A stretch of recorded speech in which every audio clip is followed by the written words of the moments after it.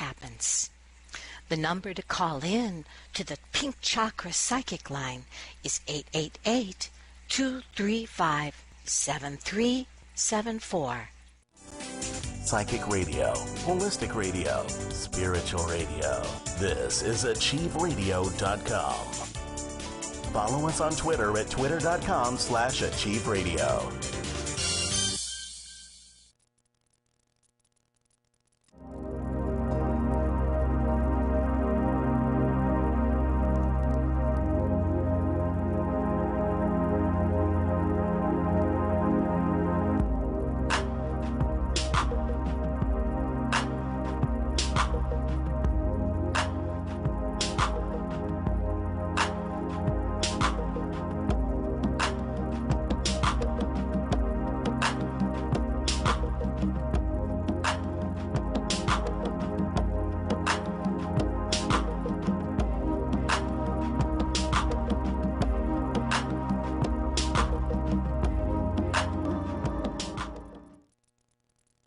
Hi, I'm Anne Marie, and you are listening to Achieve Spiritual, Holistic, and Self-Improvement Radio. I hope that you are doing well, angels. I know that we are here in the Midwest. We are experiencing kind of hot and cold weather at the same time. A cold front kind of went across the nation, and we got hit by that. Went from 80 to all of a sudden very cool weather. The beauty of all of this are the walks that you can take. I'm an avid walker with my dogs. I'm an animal I'm an animal rescuer. Every animal I've ever had has been kind of like a hobo that's come along the path, and it feels like I have a candle in the window. They just seem to keep coming. But today I took my big Pyrenees Bernard and my husky for a walk, and today's message, or today's subject matter is your land haunted? And the answer to this is yes. Your land is filled with the essence of historical activity through the beginning of Earth. Some of those events have been good. Some of those events have been bad. And it can be amazing how in just a space of a yard, you can find parts of that yard where you feel at peace. Other parts of the yard just feel uncomfortable. You want to get out of there. You don't like the feeling. And a lot of times you just may notice this also, that there are people who may notice that their gardens, for some unexplainable reason, do not grow well and despite all of the nurturing and the right correct sunlight and the love that we give the plants, there is some parts of a yard in which the land is negative, from negative historical activity way beyond you. Or maybe it's not way beyond you. Maybe it happened in a murder or something that happened within the last 100 years, whatever. Or maybe it's a part of your area where you have decided to have a kennel for your dog or his doghouse, and that when you go to work, you put your dog in that kennel and have that designated house for him. And you may notice that your dog is very restless there. You may notice that your dog whines a lot, maybe feeling agitated when he never felt that way before. Again, negative vibrations in the land are very easily picked up by animals. So today's reading we're going to look at is how to read the energy in your land with divination tools. They could be tarot, they could be runes, they could be um, just one of those, oh, what do they call those? The word left me. A chain and a little pen pendulum, and it goes around and around when it has certain kinds of energy, and other times it may rock back and forth, other times with another kind of energy, or if it's completely dead energy, it'll just stop. And and so before you go with your um, little pentagram or whatever that is, you need to designate and communicate with it. Please give me the answer yes. And if it goes like this, then you know that's yes. And if you say, please tell me what is the answer for no, and if it goes in circles, then that is the answer for no. And other times you may say, please show me what happens when the energy is blocked, and it may stop. I always say I love to stories about, I remember ordering this absolutely beautiful, um, it was just a wonderful crystal on the end of a very beautiful silver chain.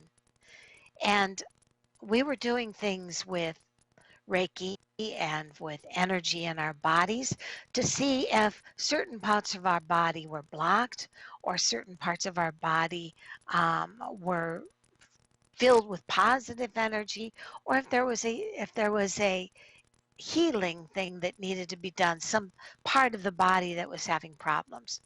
So there was a woman that was, I would say 82 in the group, and we got to her.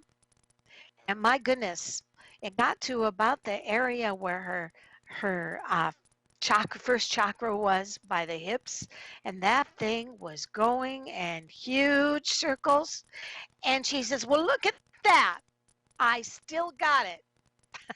And definitely, that's what the little crystal was showing on the chain, was that she definitely had a lot of positive root chakra there, and that kind of made her day. I guess it was kind of like fulfilling that she was still sexy. So what you do when you go on your land with your chain and your little crystal there is you're going to, after you've designated for it to tell you which is yes or no, you're going to ask what each specific area in your yard or land or garden is it positive energy? Wait to see whether it goes around and around and around, showing really strong positive energy, or maybe it's got a message of negativity to tell you, and it's just going like this. You know, maybe it's just going to stop, boom, and there's going to be no movement. Now, we have to understand when working with this kind of tool, you really need to be careful that you're not moving it yourself. Um, I think that there are people that do, and of course, they kind of ruin it for those that do not. Um, the really gifted, um, reader will hardly be touching it except to hold it at the tip where the chain starts, and they will be the ones that give you wonderful energy and wonderful readings. And so that's one way. Another way that you can read the energy, which I do often, in fact, almost every garden that I have in my acre, or yeah, about an acre of land, is read by tarot. And I will actually lay cards on the land that I want to place a garden and have it give me a message. I treat it as if it is a historical spirit of the earth, and I want it to tell me the message of how is it. What questions you can ask is, does this uh, does this garden, does this piece of ground have a message it wants to tell me? Is this piece of ground happy or is it negative? Express to me what you want to tell me. And by doing this, you can see the energy in your ground, your garden, by laying your cards on different parts of the yard. Um, Also, understand that there are runes. I do not know how to read runes. I think they're cool. I would love to get a professional, gifted rune reader on this show. I just think they're awesome, and I love the fact that it's kind of Nordic writing on it, on the stones, just like they're little symbols. And I think it would be awesome to have a rune reader on the show sometime. But you could read runes on the ground that you want to garden. Negative energy is going to make you feel restless. It's going to make the garden grow badly. Things will die or they'll not seem to um, be very healthy. You may notice that even if you put a sitting spot for guests to bond, they won't sit there. Instead, they'll lean against a close by tree, or they may sit down and then for no explainable reason get up and they just don't feel comfortable there. And again, if you're going to have a spot to bond with friends, make sure that you read the energy. Find that beautiful, wonderful sitting spot that can resonate with the energy and vibrations of hospitality, love, and nurturing. That's right. So that's just one thing. And I also wanted to share with you when I was taking a walk with my dogs, and I want to say hello, Lena. Do understand that you can go into the show and call 602 666 6027, and you can have a wonderful phone reading or in quick reading. You can go to Studio A link that's posted, and by clicking on that, in quick your question. You don't have to give your first name if you don't want to, or you can fake the first name. I read your energy. So whether you call yourself Poophead or whether you give yourself a name, I will still be able to give you a wonderful reading. So um, I am looking at um, the chat room. I apparently this is going to other people. Um, So let me look at, first I wanted to show you, as I was taking my dogs for a walk, and I was making a dream catcher at the time, and on the walk, we'd had a rainstorm, and I found this amazing, wonderful earth pipe. Isn't that cool? It's shaped just exactly like a Native American pipe, and it goes I just think that is so cool. And there's bark right here where the little bowl is. And then the stem, I just thought it would be beautiful to put in the center of the dream catcher. And it's almost as if it presented itself to me on the walk that we took today. One of the things I also wanted to tell you is that all of the things I have read today, I have written 2 books. The first book that I read or that I wrote was called Gardens of the Sisterhood, and it says, match your garden spirit. What kind are you? And this is the angel in front of my studio. And this is just all about choosing the flower colors that soothe you and enlighten you or create rapture within your soul. What passage moment stands out to you in your life story? Express it through the statuaries. Um, it's just about how to create a beautiful garden space around sculptures, how to pick wind chimes that will resonate with your land. In this case, with my garden statue, she weighed 300 pounds and brought in on a boom truck, and she was put in a flower bed before my studio. A few years later, when COVID hit, I wrote this one continuing Gardens of the Sisterhood, create a mystical healing garden. And it's just about enhancing your natural healing in your space with cannabis, birds, feng shui principles, druid garden, learn about the witch's garden, techniques to share and things as in energy, nature, and how to have a circle of women friends or male friends that will help you bond and heal in your garden.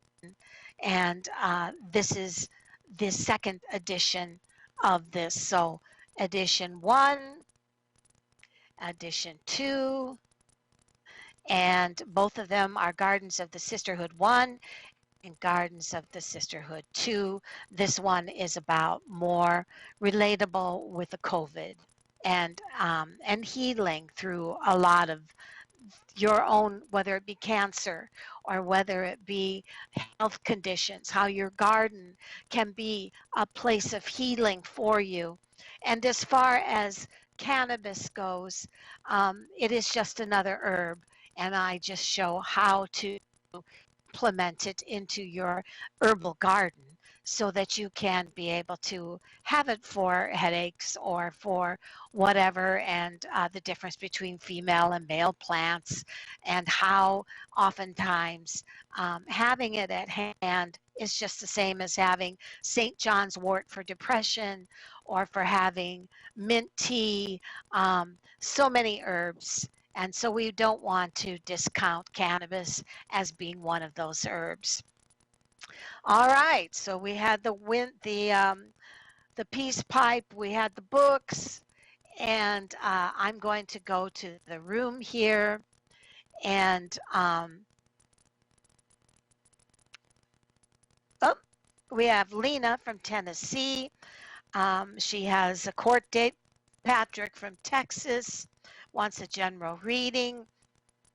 Sheila from California. Thank you guys, and I will absolutely get to you now. So the first one here was Lena. She says she is having an appeal court date scheduled for May 20th, and it's against her past employer. And do I see her winning this? So Lena, I'm going to look at your May 20th and what that day specifically brings into the picture for you as far as winning or losing. So when I look at May 20th, here's what comes up, Lena. And I'm going to bring my little reading table up here.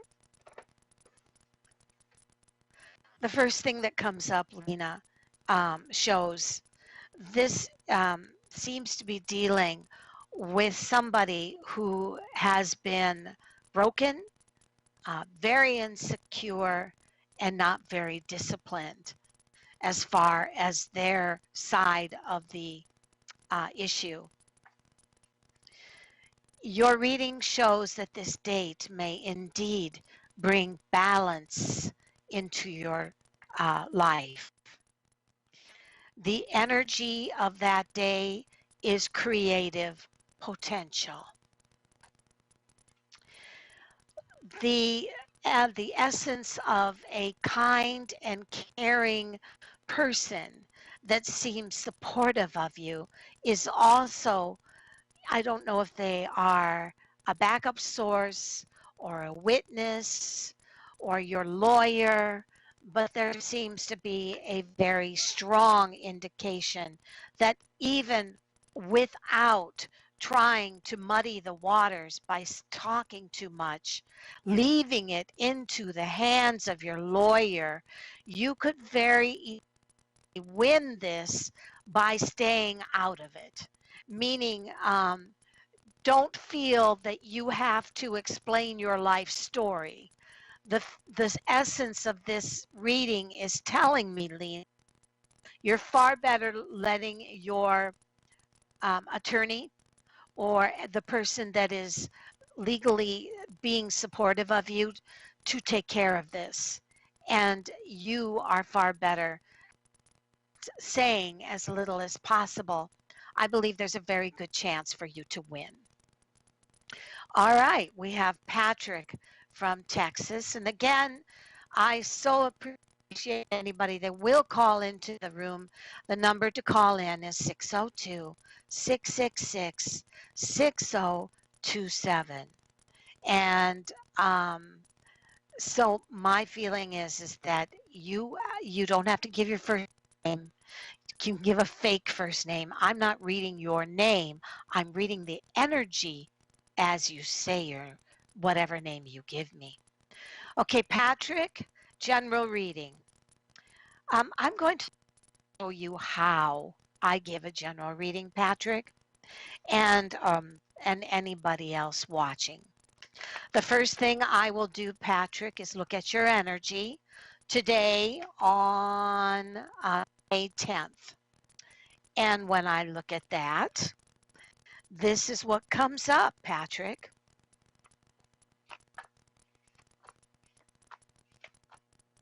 Patrick, have you been feeling shut down? Because your reading shows me that you've been experiencing overwhelmment. This is the card of momentum. And it says usually when you get this, it means you're motivated by the people around you to help and improve finances. But it's showing me, Patrick, that you're feeling overwhelmed. Your reading shows also that you've been kind of losing faith in a nice, calming, balanced job that will give your life a rooted, grounded feeling. In July, it shows that you continue to feel overwhelmed. Why do I say that? Because I have empowerment, but it's reversed, which just says, watch out for this overwhelming feeling you have. Why? Because if you're overwhelmed and you're not feeling up to the battle of trying to meet your goals, you're going to dismiss an opportunity coming into your life. And you don't want to do that because I think why, if I look at now in more detail, where is this overwhelmment that you're experiencing coming from, Patrick? And when I look at that, your reading says that you've been experiencing a great deal of anxiety. And that in the future, it promises you this is going to get much better and it's going to lift by July. Your reading says that at this particular time, it is extremely important to be vigilant about guarding yourself from anybody that can lead you down a bogus path. Meaning you don't want to trust the next Tom, Dick, or Harry that says they can fix your situation. Better to stand your ground, and be cautious. Your reading says you've, of course, been experiencing this. This is right side up. It means um, focusing on goals, but probably like many with COVID, you went through a rough time where you felt stagnant. But here again, spiritual symbols, spiritual energy all around you, leading you to better opportunities in the next 2 months. Why is that important, Patrick? Because your reading said be very careful about being overwhelmed and missing a very lucrative opportunity for yourself in the future. And this reading again shows a very nice opportunity coming into your life in July. Lastly, your reading shows that if you can hold on there, Patrick, you're going to find a home, career, spiritual energy feels so much better by July. And it says also that the only thing you're afraid of is becoming a victim of circumstances. Something happened to you, Patrick. Something made you feel as if you were somehow um, led astray, or maybe it was COVID and losing work. I don't know what it is. Your reading also says that you feel as if you're not grounded in your own home. Things have been felt very askew, very off kilter in your home and career. Your reading says all that you want is to feel feisty again, to feel that desire to meet challenges head on. And lastly, your reading says is that better times are ahead. Better home life is ahead. Better job is ahead.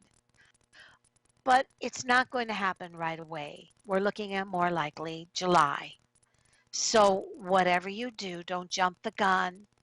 Don't lose yourself in overwhelmed that life isn't giving you roses and then find that you go into depression, because that would cause you to tire out, feel defeated, and not take on something that could be absolutely amazing for you. And that's what I see, Patrick. All right, we have Sheila from California. She says, hello, I am about to take online classes about marketing. Can you see what the cards say about this? Sure, Sheila. So looking at Sheila's marketing classes in the future, and where do those marketing classes take her? And when I look at that,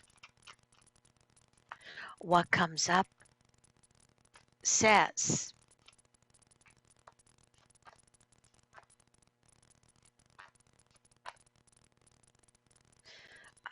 Sheila, whatever you do, don't procrastinate on this. I'm showing it's an amazing idea, and you have to be confident about taking those classes. Don't put all your heart and soul into it and then do a funny thing called sometimes when we really, really want a goal, whether it be losing weight, whether it be seeing our family, taking a cruise, or doing something that would be good for us. And we think and we think and we think about it. Sometimes it feels like we already did it. So what your reading is saying, Sheila, don't allow yourself to believe that you have, don't allow yourself to put this all in the cerebral percolating coffee stage. You need to every day make one plan to get this in gear. Don't you dare allow yourself, Sheila, to think about this so much that it bores you. because it could be phenomenal for your life. But you have to take it one step at a time. If I look at what can these classes attain for you if you stick with them, and looking at that,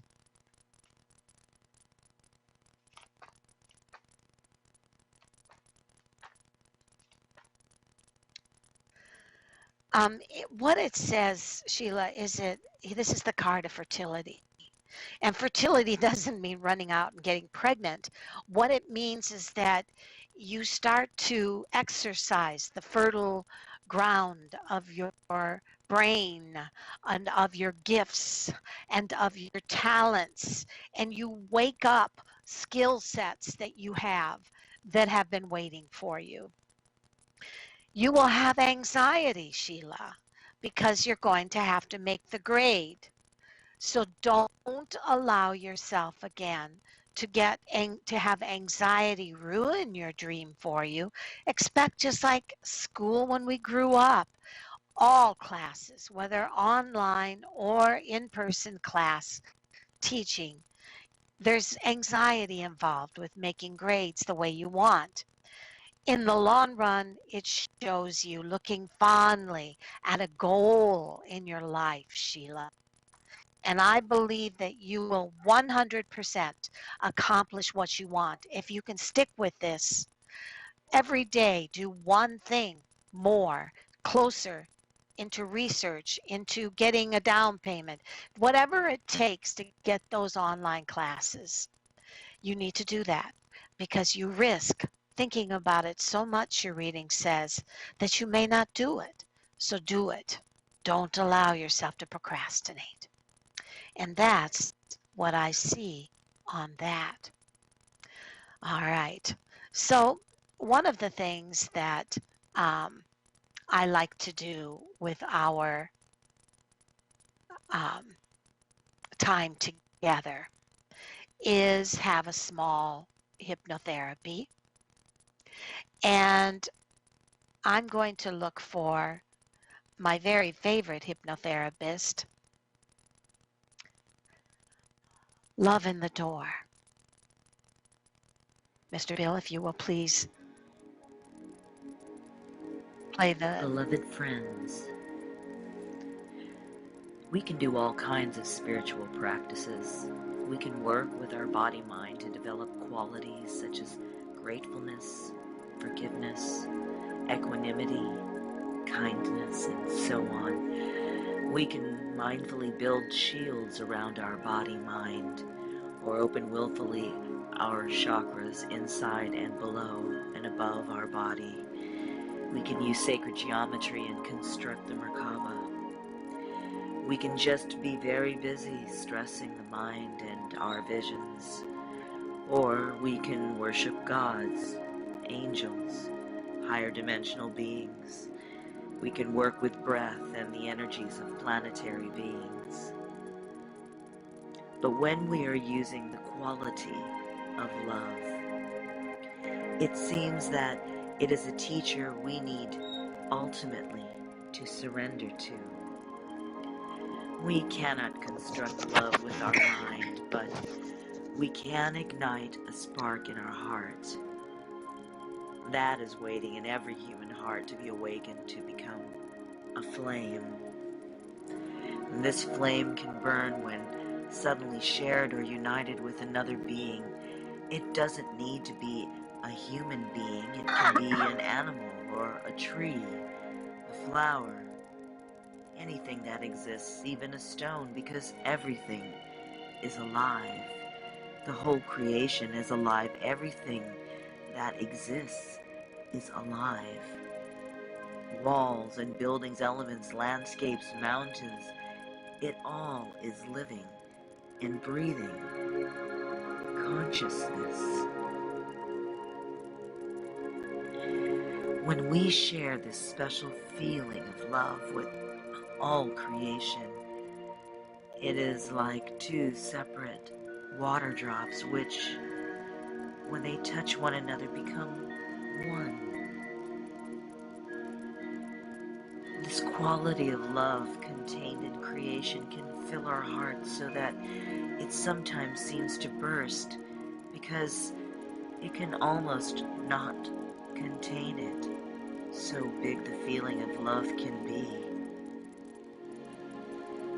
Love as a response to the creation inherent in love always swells our heart if we truly allow to feel the divinity in all existence, in all that is.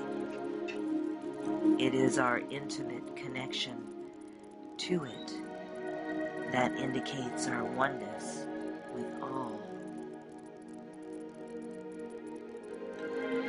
But when we want to touch with our heart's love source itself, that consciousness in which all creation arises, that love bliss, then love becomes truly sacred. How do we find the ultimate beauty of that source with our heart's love? First, we must love ourselves. There's no way around it.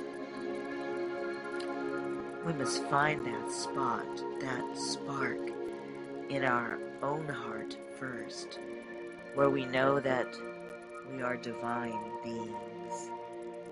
We must allow and cherish the joy of it, the integrity of it, the beauty of it. So that was Lana, and she is one of my very favorite hypnotherapists. I wanted to read something in my new book, Gardens of the Sisterhood. So many times I read for people who feel as if they are on an island by themselves. They cannot seem to find, they don't want to join a church because they don't feel that that church has the same belief system. They don't know how to necessarily bond with people well because they've been used so much, or they have found themselves distrustful. And so for myself and for many that I know, I encourage to find a group of people. You don't have to be best friends. You don't have to be the kind of people that are on the phone together all the time. Because truly, I believe that a lot of spiritual people are people that love being alone, or they love their own company, but they miss so much being able to bond and tell their problems to people because, whether you're single or whether you're married or living with someone, sometimes the things that we go through need to go to a listening ear that will not share what we say, and they will not necessarily be people that we have to discuss it with again once we have let it out. Now, one of the things that is needed when you start a spiritual group is you need to have one person who is a Sarah Moses. What is a Sarah Moses? A Sarah Moses is usually somebody that has leadership skills, inner wisdom, ability to schedule, ability to keep people motivated. She isn't bossy. She isn't somebody that's going to control things. But she is a lot of times, especially if people are at a point in their life where they're retiring, or they're getting close to retiring. Maybe they are at a point where they find that the young ones are the people that are wanting their job position that they have worked hard for through the years, has suddenly felt as if they are defending themselves, just like two bucks on a mountain, that are banging their horns together, trying to get that pack leadership. That's what it can feel like at the front of a job that you've been overqualified for because you've been there so long.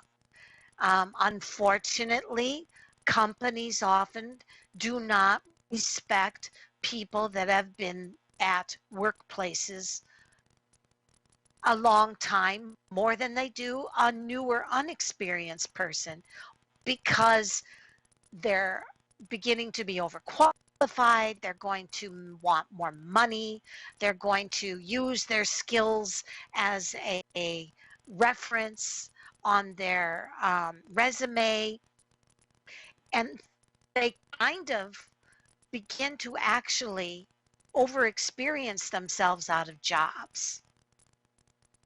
So at this point, many people decide to become self employed or to walk away from their jobs.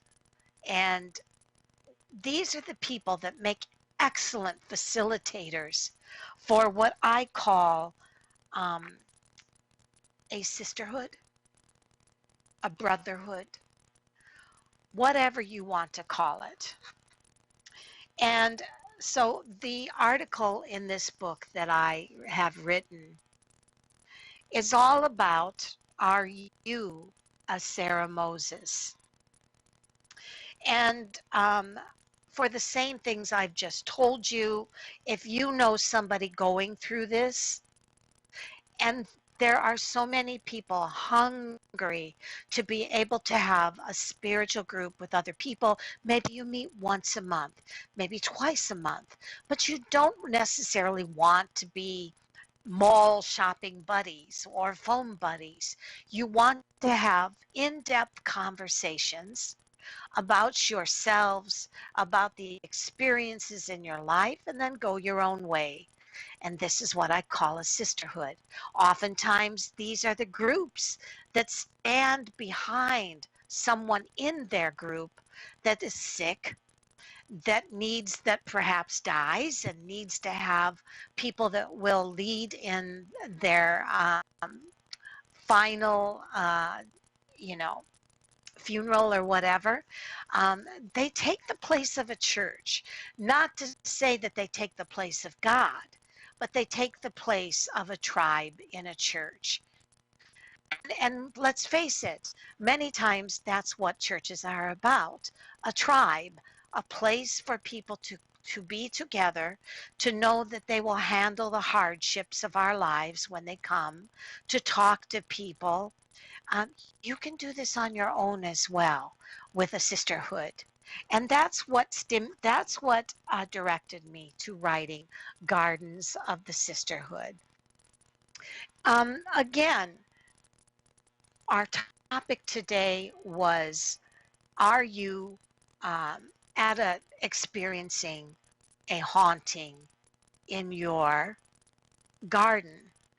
And when we talked about that, we discussed that feeling of nervousness, edginess, when you may just be taking a walk around your property, and one part of your property seems to create a sense of, I just want to get out of here.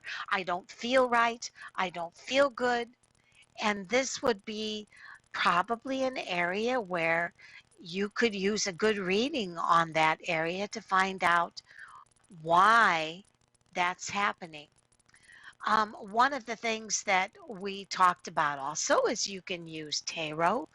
You can use a pendulum, where you hold the essence of the chain, and it will either, you ask it from the start how it wants to communicate with you.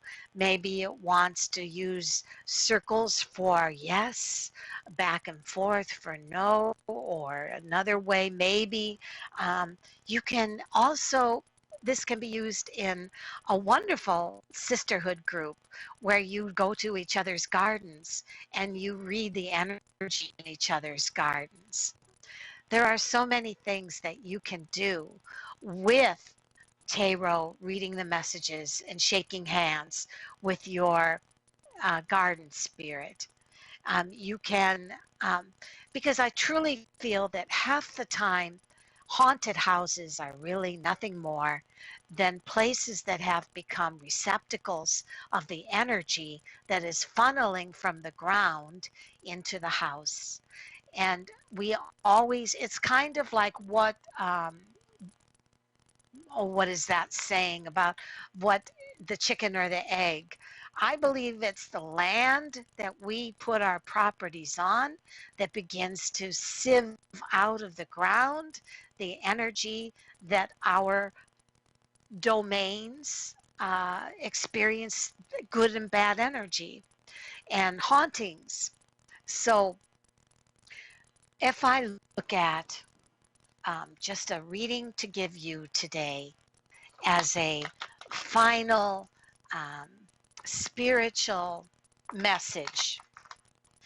And please know, I am aware that there are people now or in the future that will be listening to this show. And knowing that, I'm reading for you. So what comes up?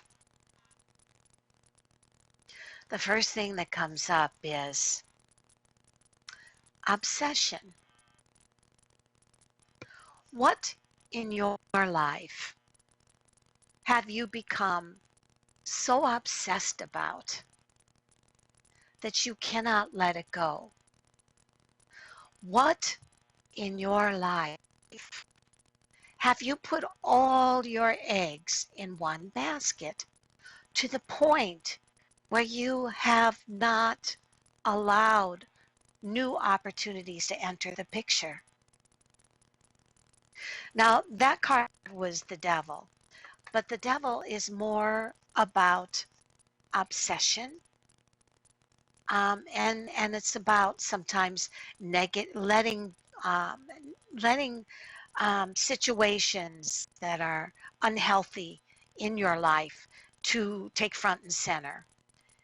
Now, the future says what happens when you begin to obsess about something is that you may find that things that um, don't matter cause you huge anxiety, because it's kind of like um, having someone that only was a very short time in your life, a short internet love, or a short time with somebody that you met becomes so important to you that you forgot the number one rule in internet dating, which is everybody is just a good friend until they have proven that they can give back. And what does give back means? It means that every relationship is a team and every relationship is 50-50.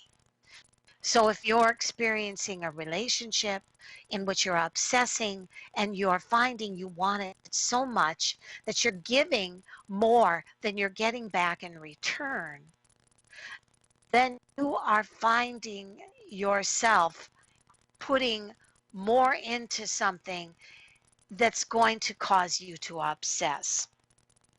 Perhaps you are a nurturer. Perhaps you are somebody that without meaning to attracts broken people. And all the time you're asking yourself, why? Why does this happen to me?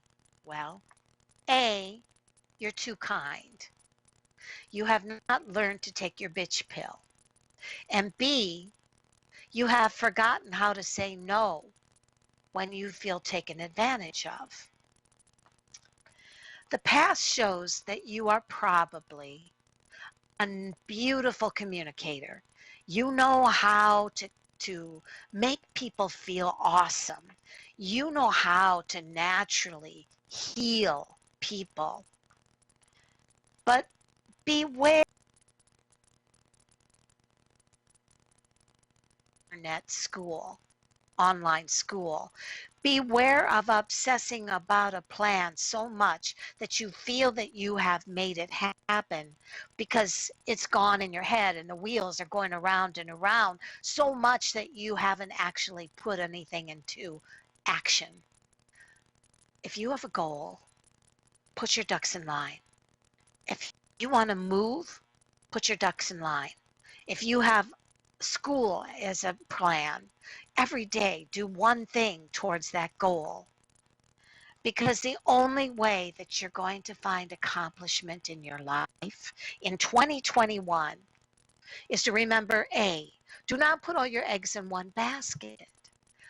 B, do not obsess about trying to do things the same way all the time, or obsess so much about a plan that you finally have felt like you've already done it, which would make you procrastinate on doing the real thing. Understand that putting your ducks in line is a way to, bit by bit by bit, make the future happen for you. And you can do it. I know you can.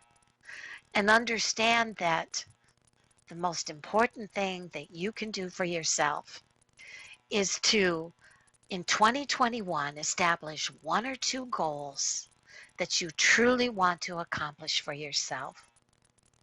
Don't make it just love, because love never happens unless you just allow it to. If you're looking for love, you're going to probably settle for less, which means that you'll not have success. Love is like a semi truck that hits you in the dark. It never happens when you expect it to, only when you least expect it to. That's right. And the same goes for obsessing about goals and plans that you obsessed about in the past. You know, we all grow. It's okay to change. It's okay to not have the same belief system, the same desires that you had in the past, because our angels change with every stage of our life. And they help us to go on the path that we're supposed to go do. Thy will be done. That's what that means. Thy will be done. Let it go. Do less, not more, to cause yourself to obsess. Put it in the hands of your guides and your angels. They will take you to where you're supposed to be in 2021. And stop analyzing to the point of obsession. Okay? I know that you can do this. Next week, we will have either, we are going to have the most amazing master that's going to teach us wonderful, wonderful skills of healing coming up. And bye-bye. It was wonderful to be with you. Bye, angels.